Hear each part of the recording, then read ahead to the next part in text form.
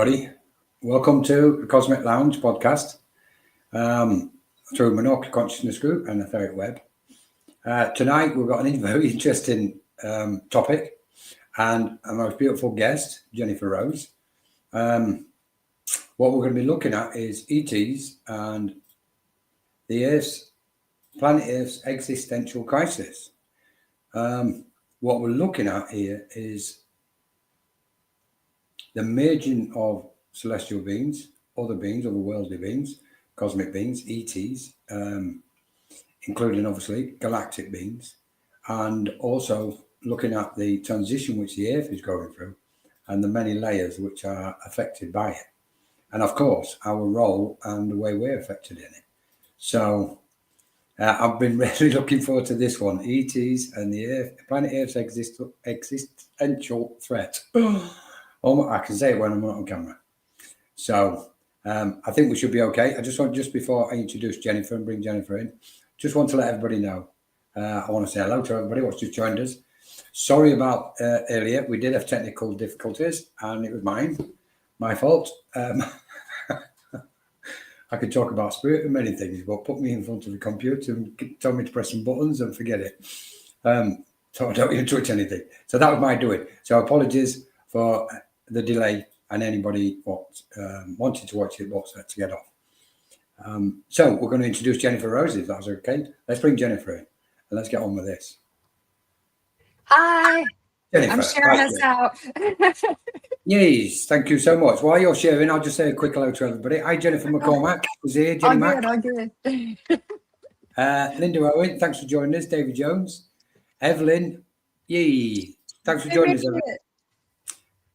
Is that Sora BH Gupta? Don't know how you pronounce that. Jennifer. Hi. Shanti's here. So thanks for joining us, Shanti. Hope you're well. Let's have a look. Sylvie Burnett. Annie Layton. Hi, Annie. Thanks for joining us. Leona McAvoy from Dublin. From Dublin. Close to home then.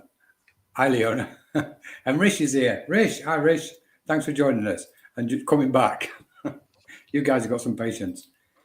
So, anyway, this is the subject, isn't it? This is what's on everybody's kind of mind at the moment. Cosmic beings, ETs, and of course, what's going on with the planetary shift. And it does appear that it's in a bit of an existential crisis. So thanks. And it was Jennifer, this was all Jennifer's idea. And it's not that I like to avoid responsibility. I just like to, pick his thoughts and Jennifer's idea. And I think it's absolutely amazing. And funny enough, it's an impromptu one. So even better. Jennifer, how are you doing? I'm doing great. My dogs are happy that the live glitched because they got fed. They were hungry, so they're all good. So I'm doing good, but yeah, there's been a lot that's been coming through, from different realms of spirit, and then we chatted a couple of days ago. We were like, oh my gosh, we're channeling the same things. Let's see what we can put together with that too. So we're having some fun. So hi everybody, and thanks for hanging in there with us, and appreciate any help you can give us with sharing it out, a little hashtag live, tag follow, all that good stuff. So put a little heart on our video and it'll help with the algorithm. So thank you. Yeah, you will, guys. Just to press that button. Let's get this info out there. Yeah. There'll be a lot of people concerned and worried about what's going on. So we've got Caroline from South Africa. Hi. Thank you so much, Caroline. And Kat. Hi, Kat. Thanks for joining us. 56579. Woof. So, yeah, let's get on with it. Let's have a look. Same. Very curious to hear more. Yes, Shanti. Yeah. Where do we start with this subject? Because on the one hand, we've got ETs. In fact, we've just recently had a little bit of a snippet of news seeping, kind of creeping it through, that there may be an announcement this year by the US government regarding contact or extraterrestrials. That was recently. Yeah, they've just, and this is the way they play the game. They kind of spoon feed everybody, and then like drip feed. They put a little bit at the beginning, and just go, okay, we'll just throw it out there rather than give them the whole lot in one go, and they like to play, don't they? So, but anyway, so that's one thing. We know as channels that, of course, we are not the only sentient beings in existence. It's ridiculous for me, especially in this day and age, with respect, to think we are the only species anywhere in the whole of infinite space.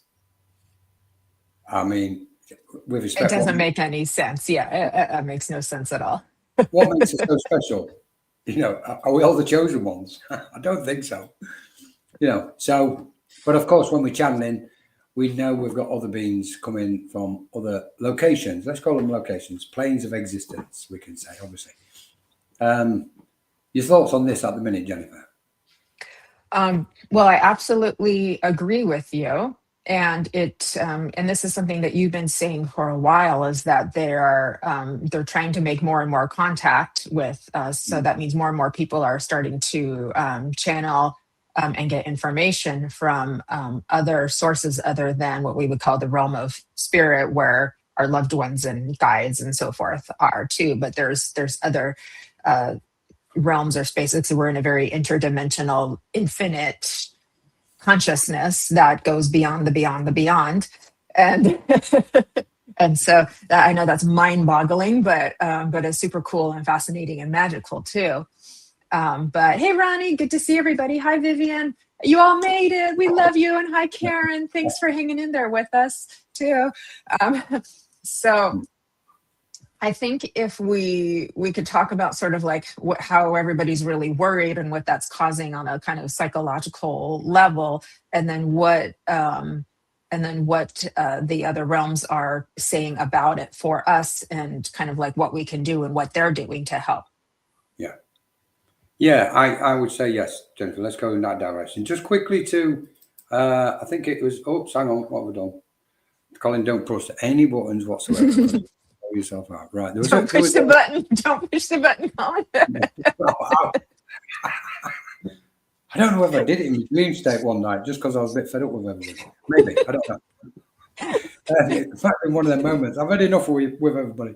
David's going to have to put a "don't touch" Colin little sticker. Talk about buttons. Let's go for that one. So, AM. I was wondering if Britain will get pulled into the war. So, just quickly, I want to answer that. AM. It's already happening. They've already been pulled into it. There was a drone attack in Cyprus in the first week, and that nobody knows who did it. So both sides are blaming the other, but nobody knows who did it. And of course, England have got two bases, RAF and Army base out there in Cyprus.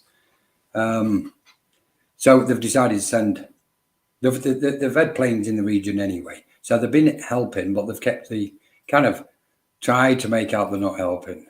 So when they're saying helping, it means they've got pulled in. So they was already involved in it. Yeah, to be honest, the question is how much deeper. So we can say it's escalating, but I think we'll try and cover this in layers and go with what you was just saying, Jennifer. Okay. Yeah, sounds good. And there's definitely a lot to worry about and a lot to be afraid about. That those would be like very normal human emotions, to feel this anxiety and this angst. But I think what's happening, it's on a global collective level, and then on a singular level is that people are being exposed to things that. And I'm curious what Vivian, because she's a psychiatrist, I'm curious what she thinks about this too.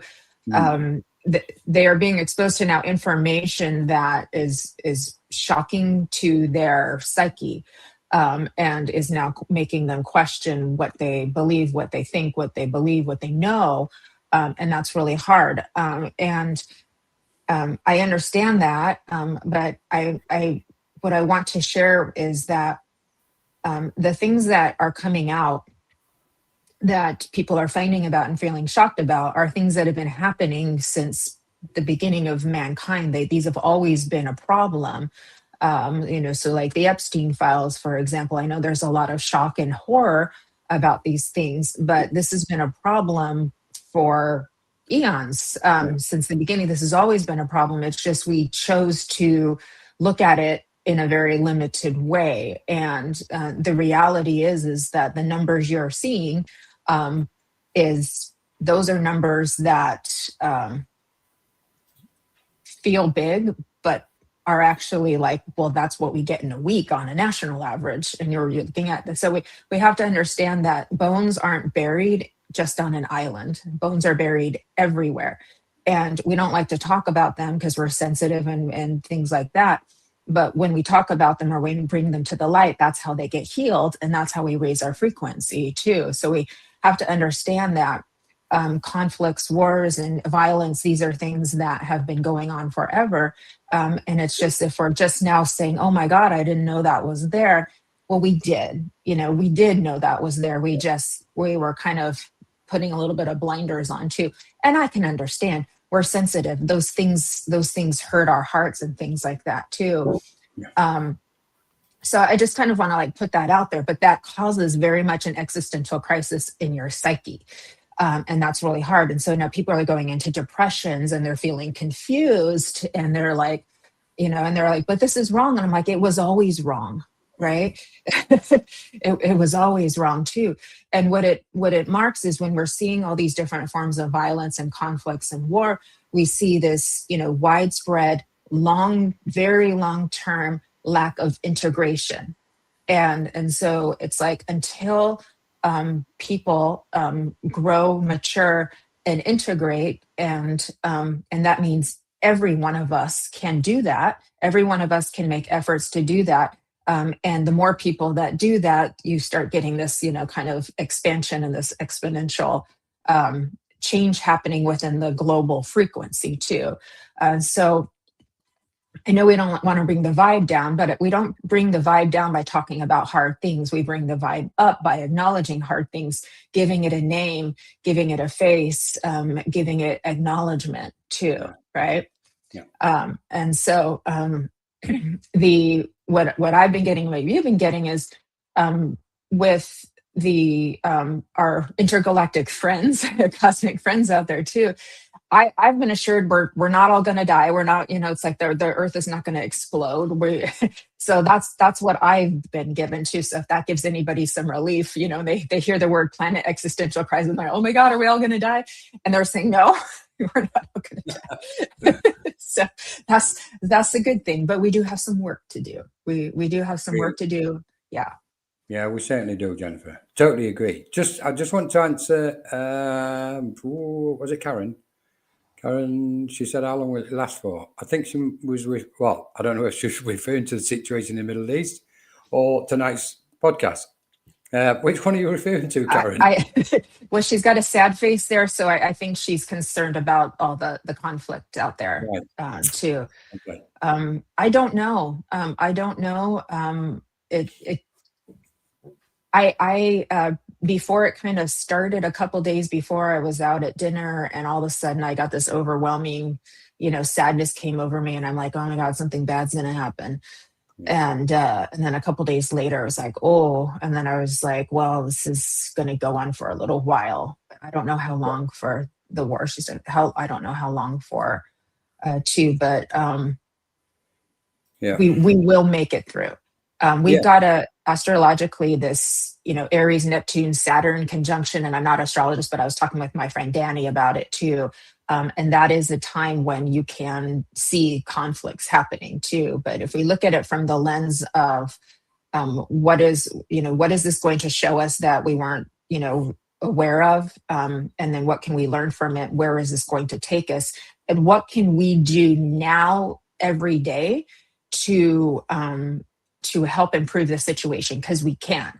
There absolutely are things every single person can do to speed up the process of bringing peace, because the opposite of war is peace. So both of those frequencies are possible because they're interplaying with one another too. It's just we want to keep aligning. I'm getting chills with that. We want to keep aligning into the frequency of peace by finding peace within ourselves and within our community and around too. And there's some exciting things, though, that Colin and I both saw too, that are helping with that too. There certainly is. There certainly is. So thank you, Jennifer. And for those who just joined us, welcome. Thank you so much for joining us. Hello to everybody. Dispelling the fear.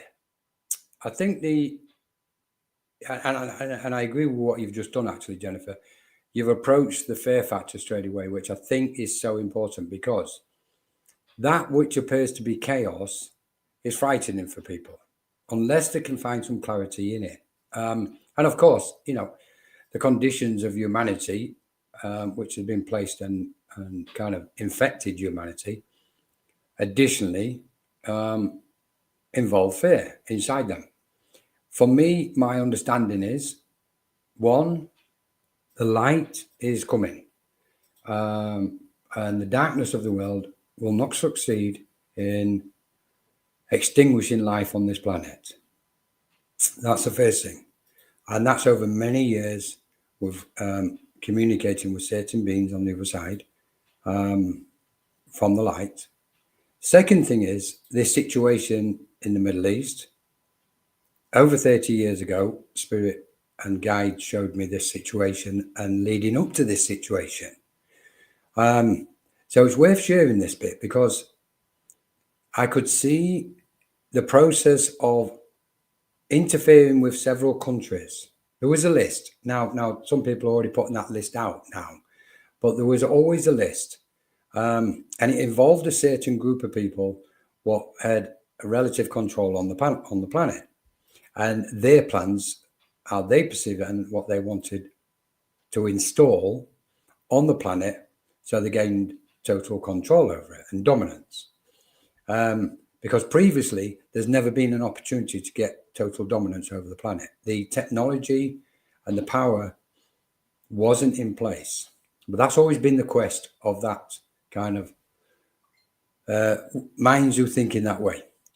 And Iran was specifically the last on the list 30 years ago. And I saw the unfoldment of certain events, and obviously I'm wording this specifically. I saw the unfoldment of certain events, including Iraq, Libya, Iraq, etc. And there was going to be downfalls in them nations. But what I did saw when it came to Iran, it was going to be a totally different ballgame altogether. And it indicated that the Third World War would start in the Middle East at this point in time. Now then, that sounds extremely apocalyptic, okay? So please bear with me, because I'm going somewhere with this. I think it's right what Jennifer says. It's right. We've got to be realistic. Just dropping this in at the moment, when we look at the awakening process, we have after the original kind of impact or opening up or expansion of the human psyche, there's two things take place. There's two kind of energies moving. One is excitement and one is healing. And they're both kind of walking hand in hand as somebody's walking through their awakening process, and the continuous part of it. And they come into I call it the spiritual space. They come under this understanding, or they begin to sense that there's something more going on. We know this. Psychically, they become aware of their psychic abilities, and they start working with that, learning it, expanding on it.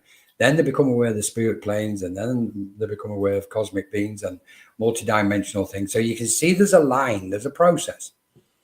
And generally speaking, it leads the mind down a spiritual path, what is commonly known as a spiritual path.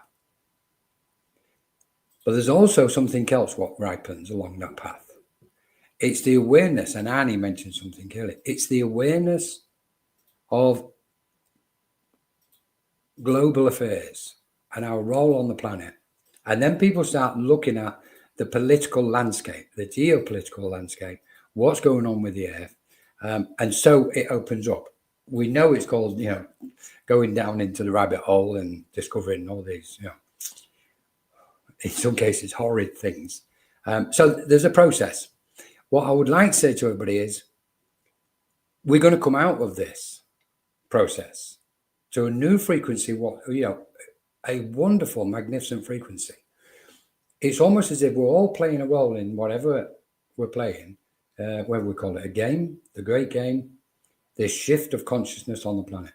But there's a process, and we're in the process, and we're rapidly approaching what's called 0 point.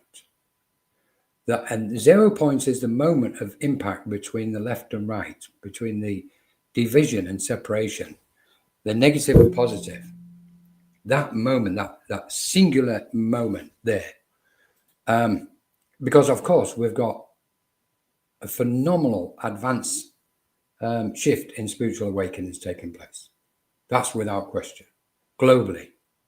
Possibly, it's way more than hundreds of millions now. It's gone into its billions now of people, and it's happening. We know it's happening on a daily basis.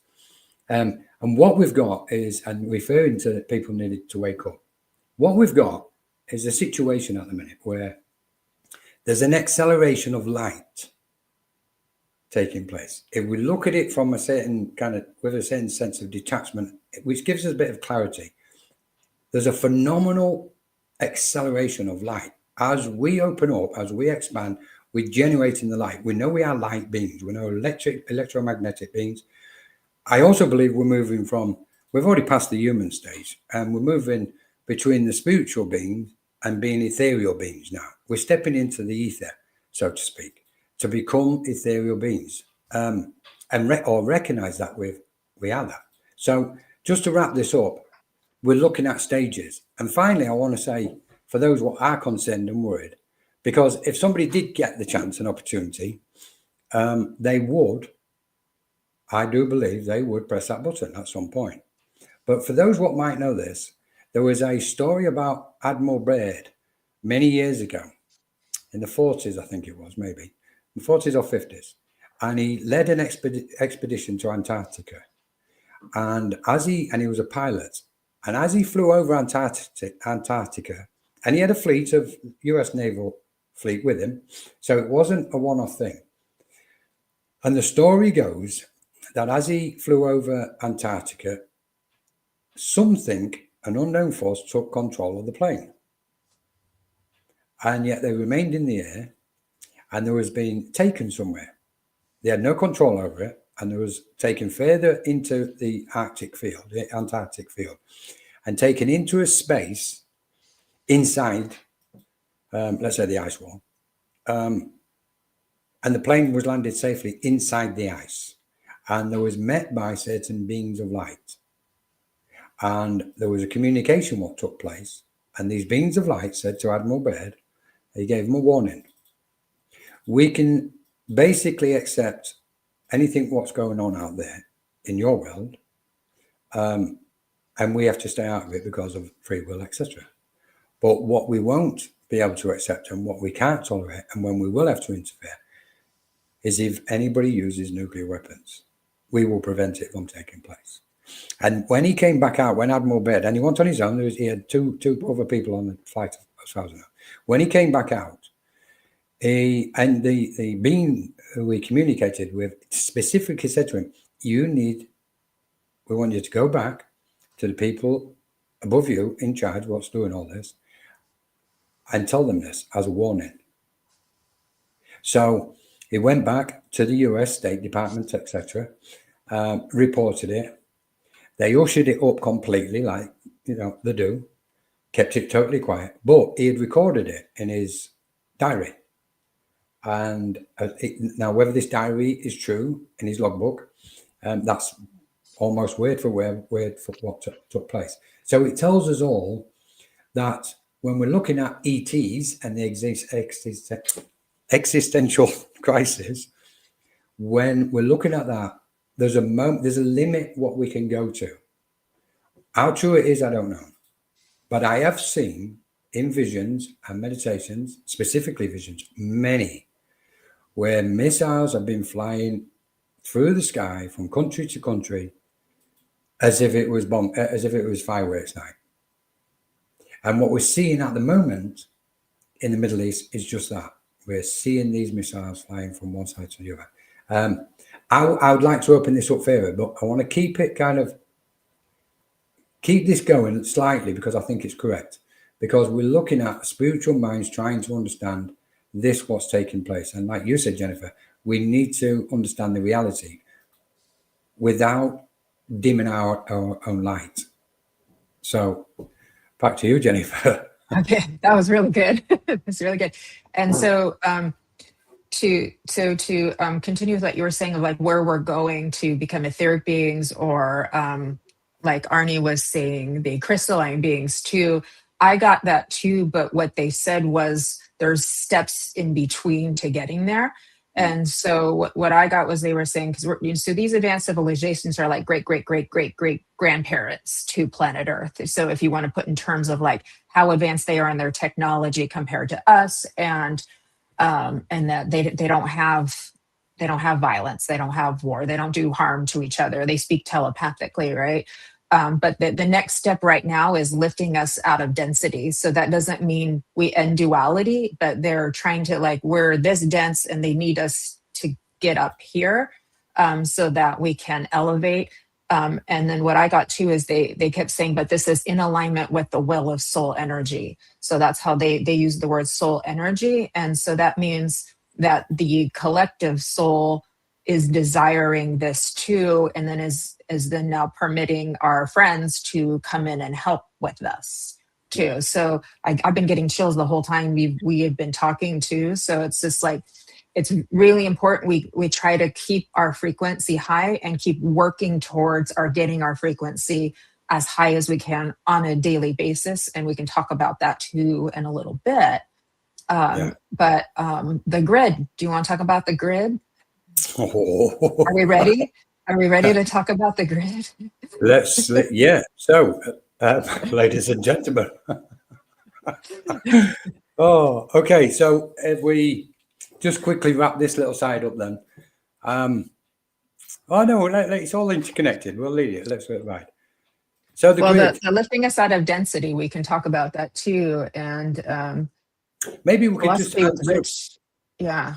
Maybe we could just answer a couple of these questions because I really like. Yeah. I love this interaction Rich with you talking guys. about photonic light and DNA encoding and why we need to not be afraid of the sun too. Yeah.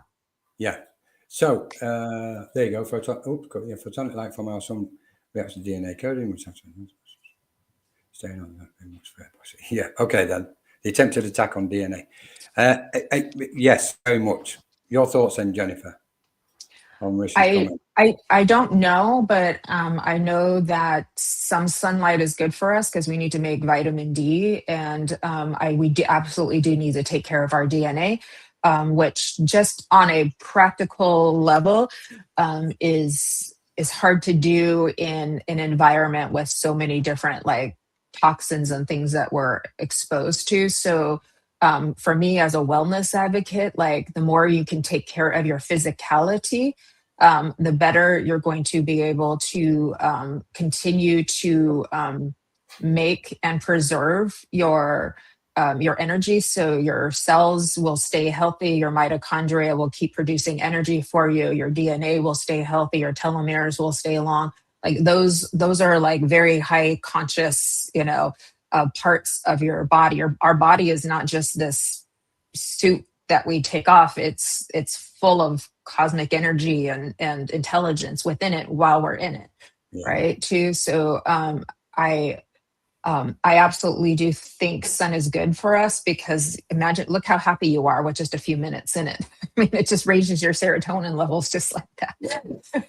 I was twirling out there yesterday when I felt the sun. I was like, oh, thank you. And I was such a little twirl in the driveway. Oh, I mean, everybody starts smiling as soon as the sun comes out. You see, it's an instant reaction to the sun. So, Rish, just quickly on that point with Rish, if I can. And with what you've just put up. Sorry, let's just have a look at that because I think they're connected actually to what I'm going to say. Sunlight is good part of the chemicals and block out the light. Yeah, okay, this will fail. Of course it will, Annie, yeah. So if we go back to Rish's, just quickly, I want to pick up on this, but I'm going to be very fast because, yes, they're trying to dim the sun. They're trying to not dim the sun. They're trying to block the sun from coming through.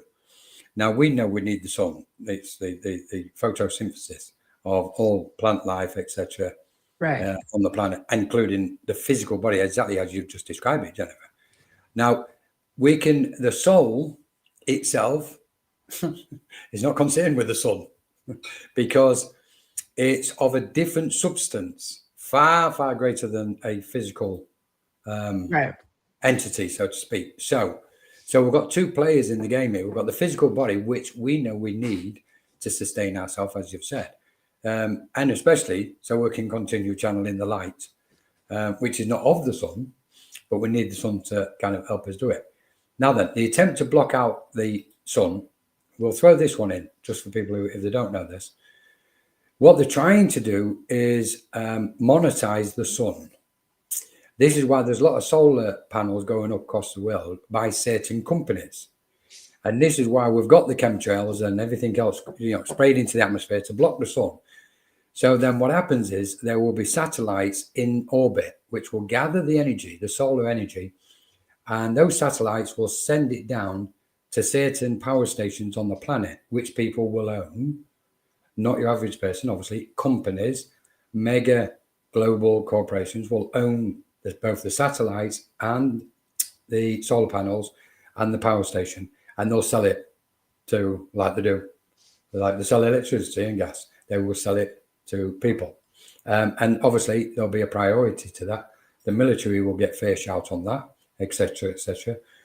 And then it will become exclusive, because obviously if they block the sun to a certain point, if anybody's seen this Neom, which is over in the Middle East as well, that's a mega city what they're building, where I believe they're planning on putting several, I don't know if it's 1 million or 10 million it's going to house. So they want to take the planet down a certain route. So obviously if the food cannot grow through photosynthesis, then all food is going to be genetically made. Modified. That's manufactured. or manufactured. Ooh, that's a little scary.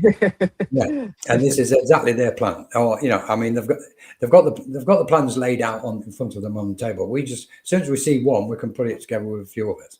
Anyway, so that's that bit with the sun. So it's essential that we do whatever we can to prevent this, if we wish to sustain life on the planet as we know it. Because if they get through with these things, this and many others, what we're looking at is we are looking at the end of the human species as we understand it.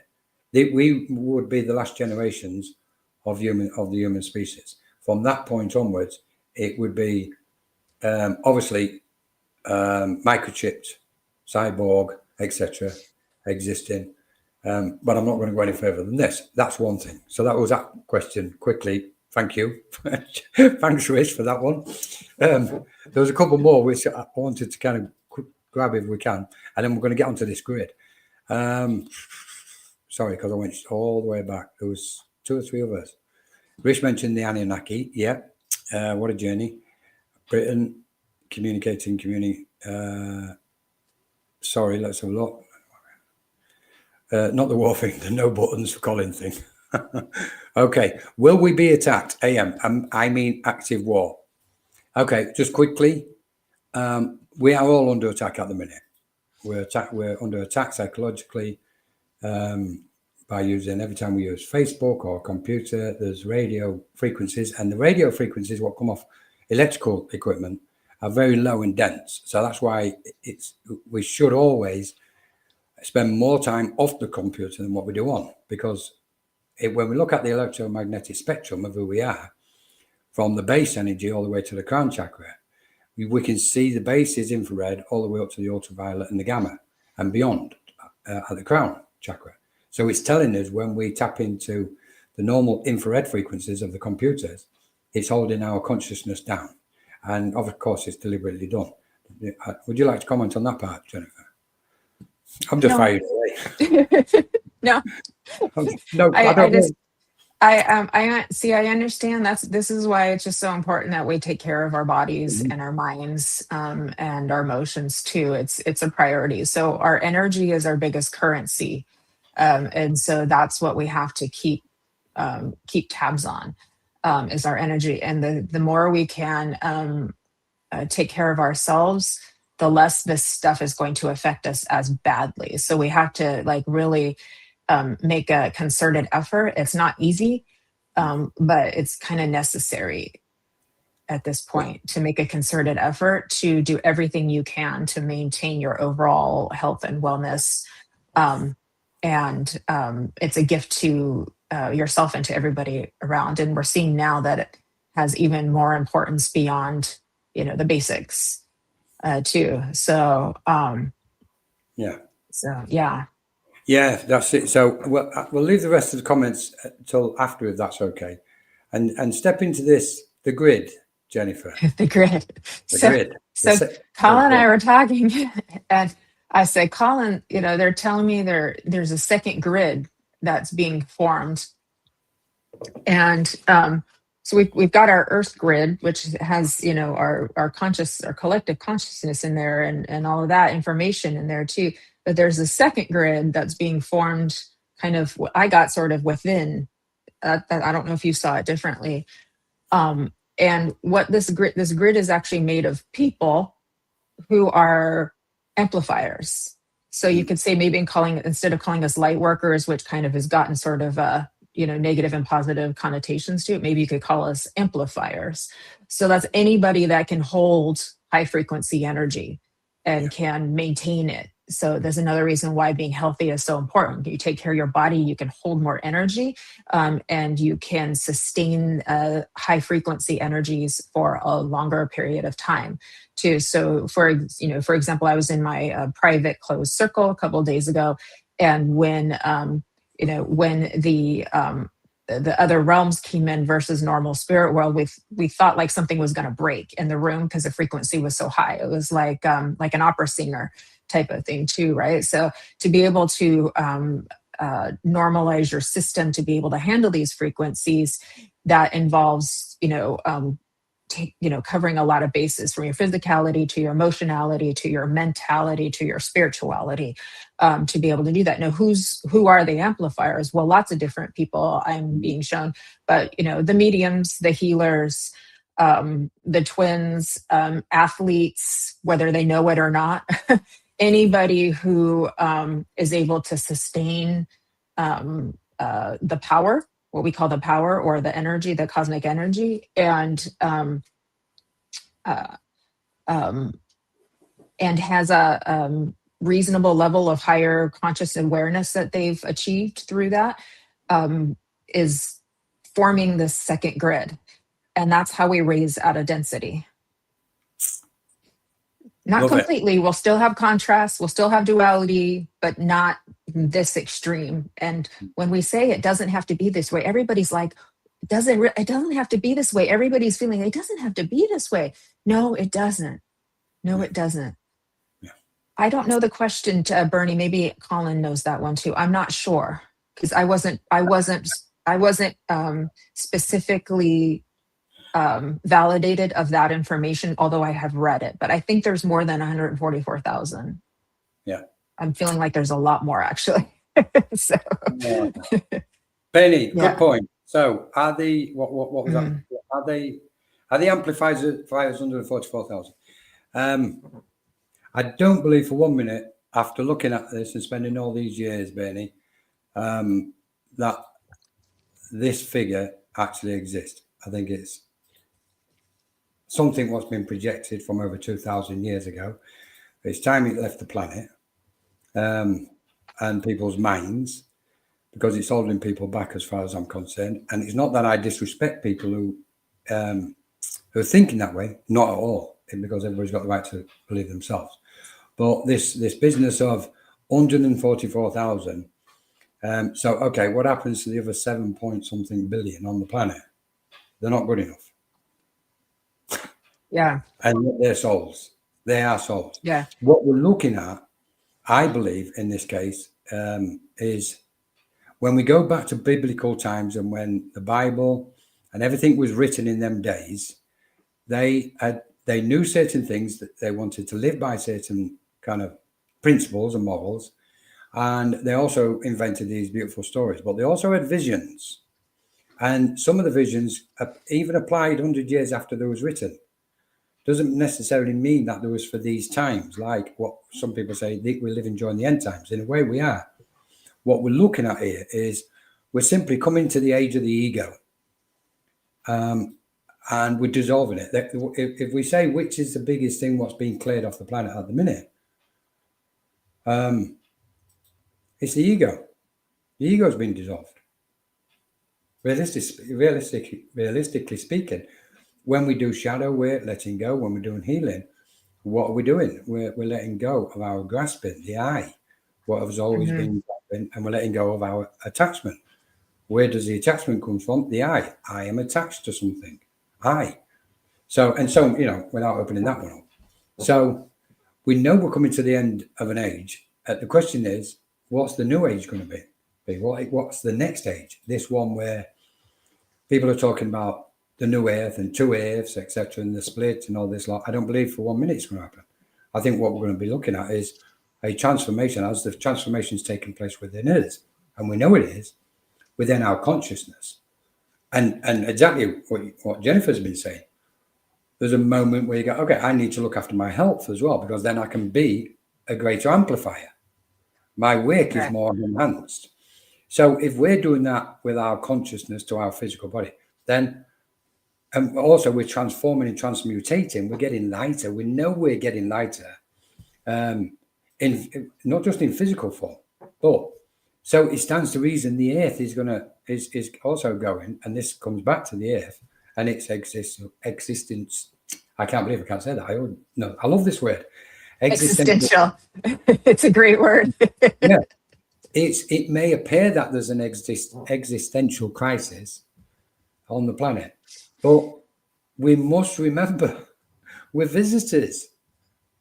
The maximum we stay here is 100 and 120 years to this planet. We're visitors. It's been around for eons. And yet all of a sudden we think we know everything about the earth. We don't. We know so little, like we know so little about ourselves. What we're doing is the clarity, which we're trying to find and establish clear light within our consciousness. And in that clear light is where we find new knowledge and our perception changes because we've found new information, etc., etc. So we've got to be a bit cautious.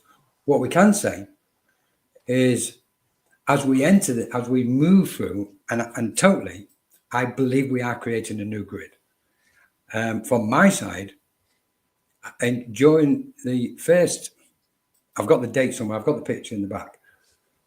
Spirit got me to draw a grid upon a grid, 2 grids. So I'd drawn the etheric web, and they got me to draw a second web, a separate second grid on a huge sheet of paper. And that was probably in the first couple of months of COVID, I think, it may have been prior to COVID actually. And it intrigued me. And what's happening is one grid is feeding the other. And I think this is in relation to what you're saying, Jennifer. It's amplifying those who are open to receive. Those what are not, then, there's nothing we can do. They'll open when they do. But this new grid, for me, is exceptionally important. So what's happening is we're clearing the old grid, the one which has always been around. That's why we're seeing so much change taking place, because we're cleansing and clearing and purifying the thoughts and emotions within the old etheric grid. There's absolutely no question we're not doing that. That's one of the main reasons we've come here to do. Chills. Yeah. And because we've created them, haven't we? We've dumped our emotions and we've dumped our thoughts either within our auric field or within our own etheric web or externally on others and around the planet. And that energy has been utilized to create these wars and conflicts, etc. So what we're looking at is aligning to both grids now. So we can utilize the chakras for this. Once we align the chakras, expanding each chakra, sending the consciousness up, as in ascension, through meditation, whenever you want to do it, or you can do it walking down the street, sending the consciousness up into the new grid, and then drawing that light down. And that's amplifying everything. That amplifies the energies and the frequencies and the light. And that's why we're going to keep seeing this change until it's cleared. I better keep quiet now. That was really good. And you're correct, because being an amplifier doesn't mean you're better than anybody else. Just like our cosmic friends are saying, we're not better than you. We're just older than you. So they were very clear about that. It's like, it's like having an ancestor, and then you show some respect for the wisdom that those ancestors have gained, over time too. And so, but so what do we want to do if we're like, we're seeing this and we want to help? So um, on a singular level, the more you can keep doing your own kind of clearing and letting go process by integrating your psyche, that will help a lot too, because that we are all connected, and through that connectivity, whatever you do affects everybody around you and affects the collective. All of these energies that we see, whether we think they're good or bad or light or dark, are all present to all of us. None of us can say that's not me. They're present to all of us. They're all frequencies. But what we see is that the way those frequencies are acted upon and behaved upon and reacted to is dependent upon how much you know who you are and are aligned with your soul energy, so to speak, too. So in order to get aligned with your higher self or your soul energy, that requires doing all the shadow work and understanding yourself as a complex human being and spiritual being, that has available to you many different frequencies to work with and behave with and act upon too. But we want to do it consciously. And that's why I say, if spirituality isn't making you a better human being, then you're acting upon frequencies unconsciously, and then you're part of the scene, you're part of the play, and just allowing it to be, versus going in consciously and saying, I can make a difference by using the energies. I can use the positive form of these energies in a responsible way to make a difference too. So the more we clear, the more we let go, the more we raise our own frequency, align with our higher consciousness, take care of your health so you can hold energy. Because if your body is weak, it's not going to do as good a job as be able to sustain the energy, because we're an energetic system connected with a physical system, and it is all connected in layers, right? So everything depends upon each other too. Doesn't make anybody better. It just means this is kind of what we signed up for. This is why we're here. So we're here to do our job, kind of thing too. But if it gives you a feeling that you're helping, that's a good thing. That's a good thing too, because then it's going to take you out of despair and into, moving forward. I do believe still, the age of Aquarius, that, there is a renaissance coming. So after the dark ages comes a renaissance. And that's why being in the creative flow, anything artistic or creative that you can do should be helpful, because that is where we're going. And so being part of that creative flow, it puts you in the zone, it puts you in the power, it puts you in the flow of the universal energy. And then as an amplifier with a pure heart, look at that kind of frequency that you're helping to create. So permission to paint, draw, make music, dance, sing, write poetry, whatever you got to do. Yeah, beautifully said, Jennifer. Absolutely. Thank you. We know we're creative beings, don't we? It's interesting. I had a thought just at the end of what you were saying there, Jennifer. Popped in, and it was about the spectrum, the frequencies. When you was mentioning the frequencies, and it might be worth sharing with people, which is when we're talking, and Annie mentioned, emotional and mental as well. So Yes. what we're looking at, we could imagine we've got, let's say, in relation to our emotions, we can say there's a minimum of 7 wavelengths, frequencies and vibrations of our emotions. We know sometimes we feel emotionally high, sometimes emotionally low. So it's telling us that the high ones is beautiful wavelengths, frequencies, and the lower one is obviously a slower, denser frequency or wavelength. So we go, okay, if I'm using 7 frequencies with each one of my emotions, it gives us an indicator to go in and find out which ones we wish to kind of assist or transform and help. The same with our mental capacity. When we're talking about the higher self is not a singularity as in just one higher self. there's a multitude of frequencies to our higher self. So then, okay, so we've got the physical, we can bring in the 7 bodies because we know we've got an emotional body, mental body, astral, ethereal body, etc., etc. These are all permeating within around us and in an ascending fashion.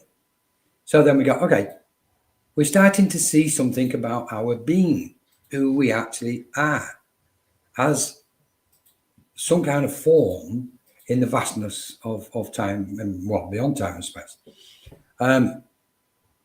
So then we can say to ourselves, right, if I've got 7 bodies and I'm also dancing with between 7 frequencies, we know we've got 7 chakras minimum.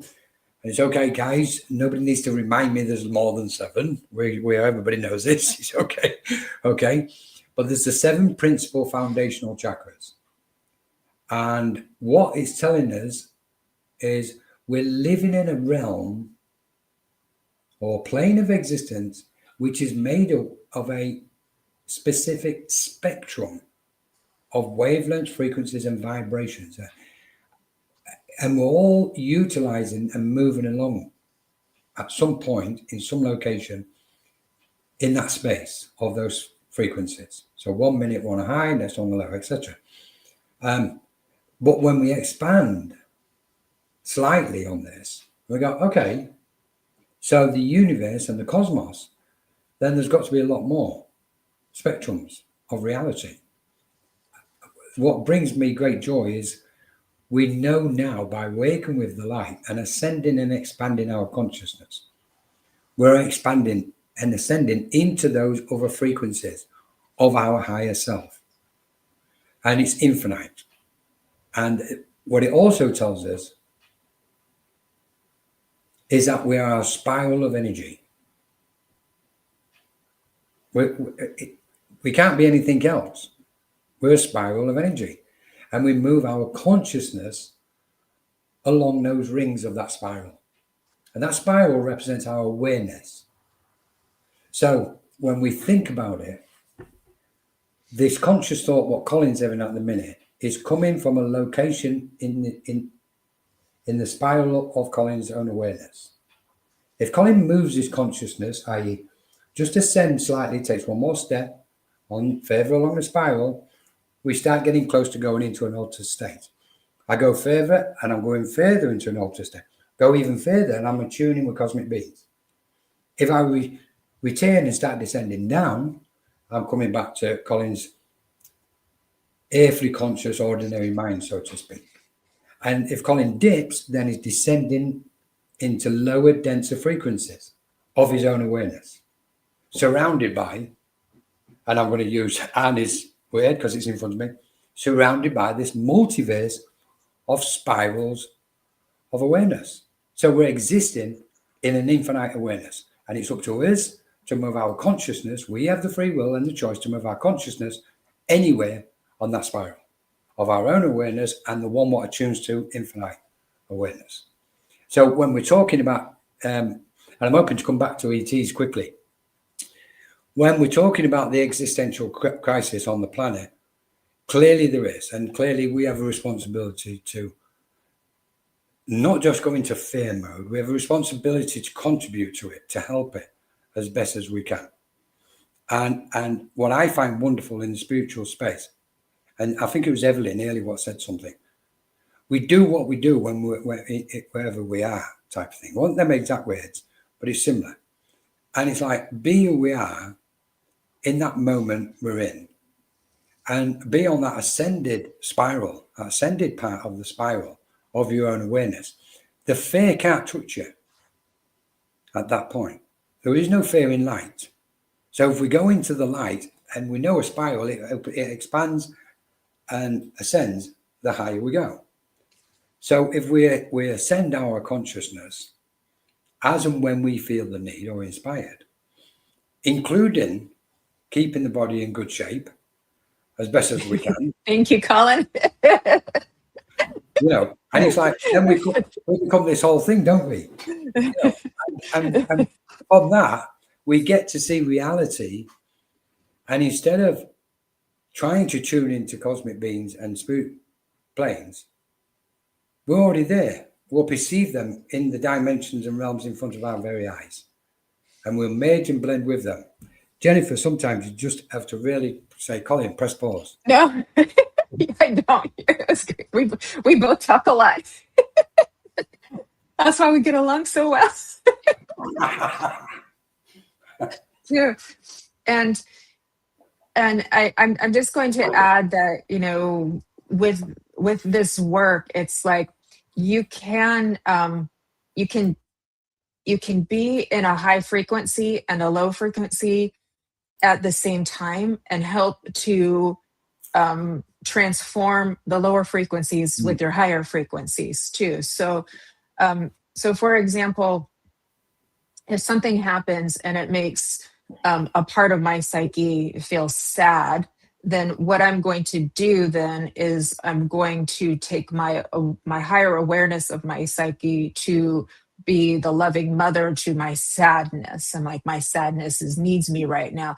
So instead of rejecting my sadness or trying to distract my sadness or trying to logic my way out of my sadness, I'm going to give unconditional love, which is a high frequency. This is love is as a high frequency. I mean, it's really, really high. And then I bring my sadness up into this one, you know, to there, into another place. And then that part of my psyche now has become part of my higher awareness, if that makes sense too. So little by little, we make these changes. So this is how we transmute. This is how we transform. It takes practice to do this because we're so conditioned to separating out all of the parts, and we do it so well that we're not even aware that we do it. The other part you were saying, and I'm keeping mindful of the time because I know you have another live coming up, Colin, in a few minutes, too, is that you're welcome to join me on the ways. Okay. I might just do that. Is this physical reality that we're in when it looks the most physical is very dense. That's how we get this appearance of solidity. This chair that I'm sitting in, this desk that's in front of me, this computers, it's very, very dense, and it has a very soupy kind of darker, dreamy feel. And dark doesn't, I don't mean bad, but just in a framework of how I'm using that word too. And it's like, the interesting thing is when we move into an altered state, it has this other kind of density, but it's just because it's so amplified. It feels so intense. So intensity might be a better word.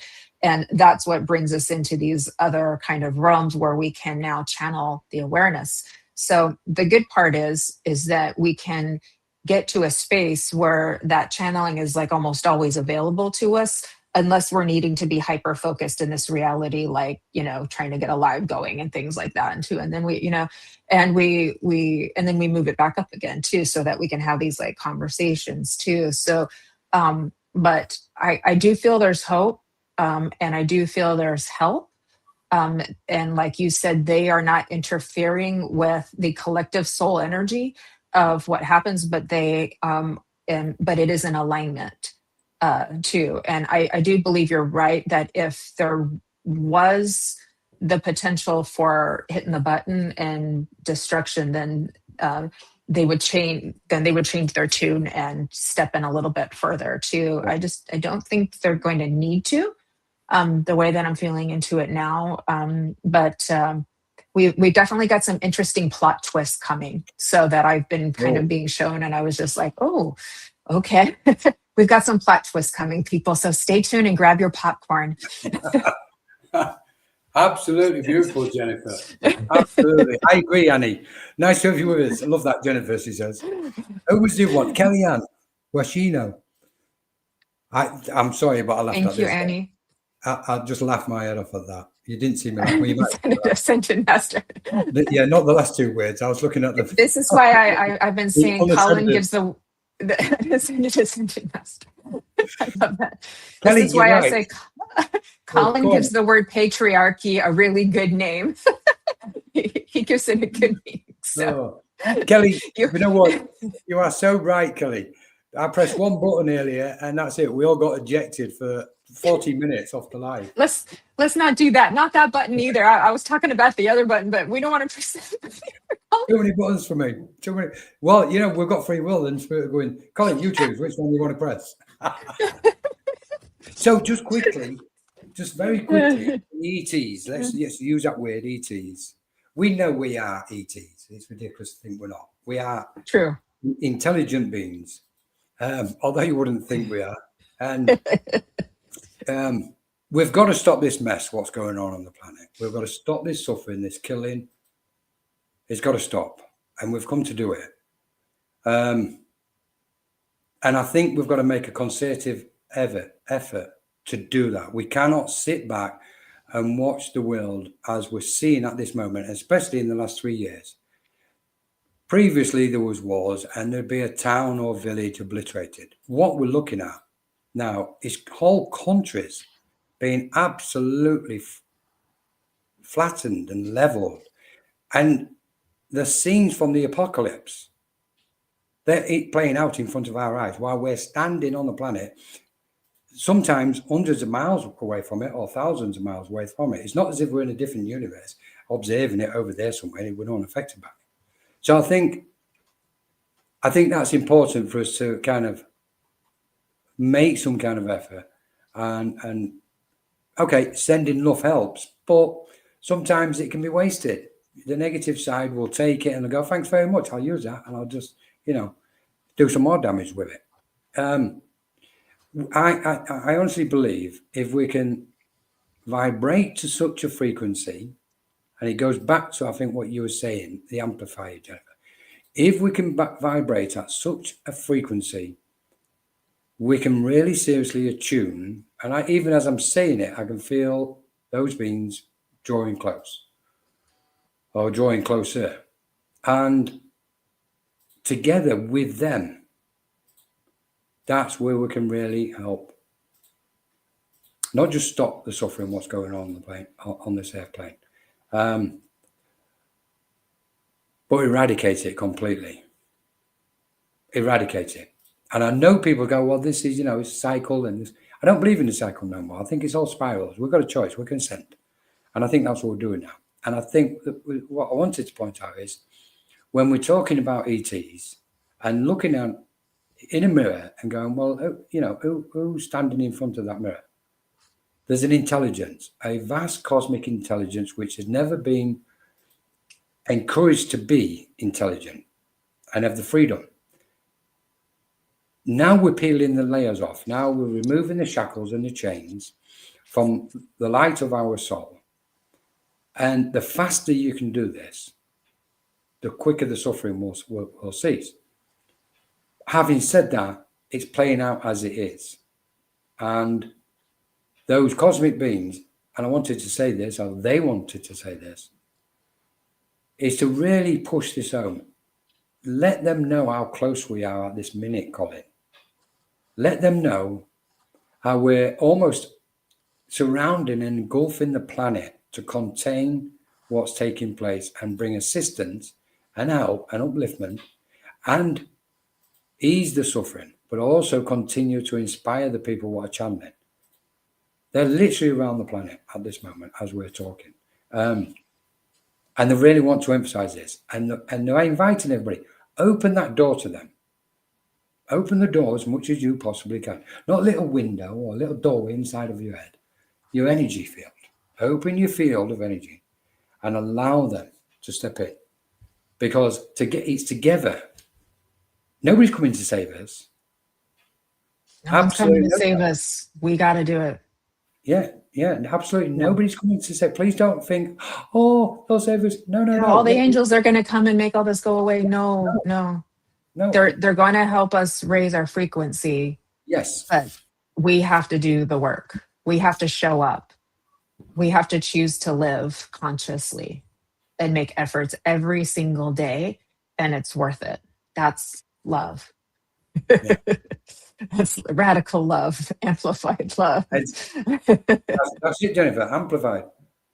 Yeah. Amplifiers. Yeah. There is a new grid forming, and this new grid, I believe, is of an ethereal nature by far, easily.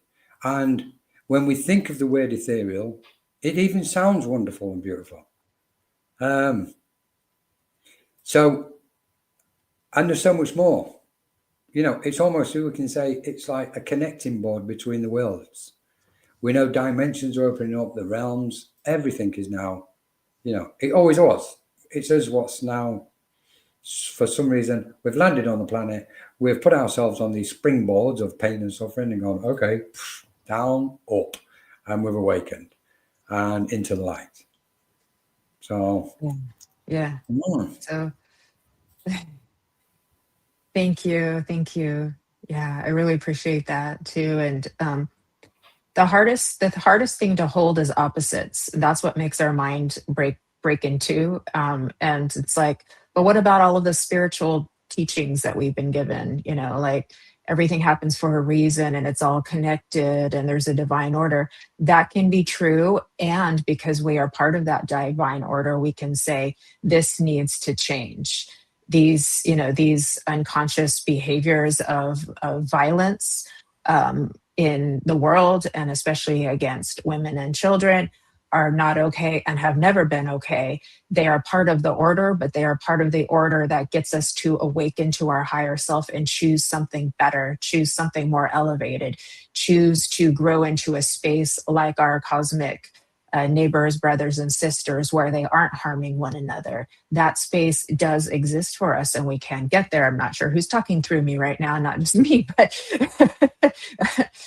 but if we make a choice to show up for yourselves, show up for each other, and stay focused, we absolutely can do it right now. The next step, raising us out of this density into a lighter one, and then we'll get to the fancy stuff after that. We gotta get to the next step first. So on that note, you have a live in 4 minutes, Colin. Well, it's on this. I'm just going to double check. I think we go straight into it from here, do we? I think you're on a separate link. I think you're on a separate link, love. Is it a separate link? Oh, thank you. Yeah. Yeah. So we got to end this one. Jennifer. We could do part 2. You definitely. It's up to you, Jennifer. I'd love to have you join us on this next link. Yeah. I'll come on over. Yeah, I'll come on over. So just once, if Ava can share it with me, I can add my pages, and we could do a to be continued if you all would like that. So yes, we can do part 2. ETs and existential eggs. You say it, Jennifer. I'm fed up with ET and planet Earth's existential crisis. So what do our galactic beings want to unveil to all of us? So part 2 coming up soon.